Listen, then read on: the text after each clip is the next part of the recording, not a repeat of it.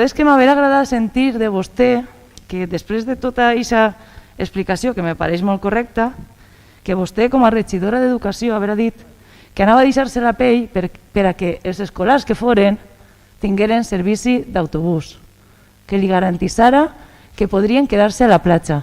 perquè aquesta manera d'actuar seria una manera d'entendre que vostè sí que aposta per la platja, sí que aposta per a que la gent se quede a viure a la platja i no es posen pegues per a que no puguen viure. Si al final no tenen servici d'autobús, aquestes famílies se van a tindre que desplaçar i no tenen com arribar als col·legis el seu alumnat.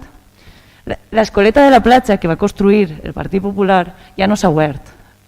Ara, si perden el servici d'autobús, aquestes famílies van a tindre que pensar-se si van a poder seguir vivint en la platja. No és una manera de potenciar la nostra platja